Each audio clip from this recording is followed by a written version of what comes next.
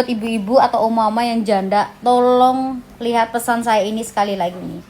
Ibu ini ketipu sampai 250 juta sama cowok online-nya. Jadi cowok online-nya tuh ngaku polisi dan pakai foto orang. Jadi ini orangnya, tapi emang dia asli polisi, guys. Tapi fotonya dipakai sama orang yang penipu gitu untuk meras duit-duit ibu-ibu yang ya kebanyakan janda atau oma-oma yang kita nggak nyalain ya, guys, karena mungkin kesepian kali, yang udah suaminya meninggoy udah lama ataupun udah cerai gitu kan. Dan aku nggak mau upload videonya karena mukanya ibunya tuh sedih bang sampai gini gitu loh. Kita harus banyak belajar, guys, karena apa, kebanyakan waktu tuh ada acara apa gitu, dia tuh suka wawancarai cowok-cowok, dan cowok-cowok itu udah pensiun ya, guys. Waktu tuh udah pensiun, bahwa dia tuh dulu kerjanya suka nipu-nipu mama FB, tau kan FB. Katanya itu yang paling gampang ditipu tuh adalah emak-emak yang katanya tuh profilnya tuh biasa yang fotonya gini, yang pakai gelang banyak itu, kayak pamer itu. Bukan pamer, tapi kadang kan mama foto begini ya, guys, cincinnya penuh. Nah katanya itu target empuk gitu, emak-emak yang suka bikin status galau. Katanya itu tuh gampang banget jadi target mereka. Dan mereka tuh ada, guys, yang real, yang asli. Mereka tuh kayak mas-mas yang emang ganteng, tinggi gitu kan, putih. Ada, mereka diwawancara tuh, dulu aku udah pensiun, tapi ini orang udah pensiun ya, guys. Diwawancara emang orangnya lumayan ganteng gitu kan. Ada juga yang pakai foto palsu juga. Sekarang tuh udah zamannya AI, guys. Jadi kalau saat kalian telepon tuh kayak seolah-olah tuh orang gitu, padahal itu tuh enggak AI gitu. Dan buat ibu-ibu tolong deh hati-hati deh, kenal orang lewat online tuh bener-bener harus hati-hati. Jangan suka transfer.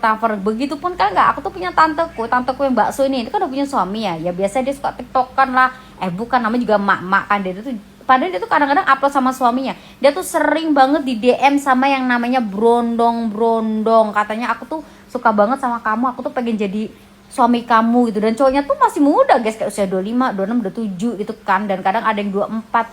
Dan mereka tuh DM tanteku seperti itu. Tapi untung tanteku tuh ya orangnya tuh nggak segampang itu gitu kan. Karena kan untung ada aku tak nasihatin, ada anaknya ya kan. Kita tuh perlu rangkul orang seperti itu. Makanya kalau kalian punya emak yang udah lama janda atau punya tante yang janda, kasih tahu mereka, rangkul mereka, jangan dimarahin, kasih tahu. Nggak semua orang itu tahu, guys, karena emang target empuk mereka tuh emak-emak atau janda atau nenek-nenek yang udah sendirian lama karena kesepian, guys.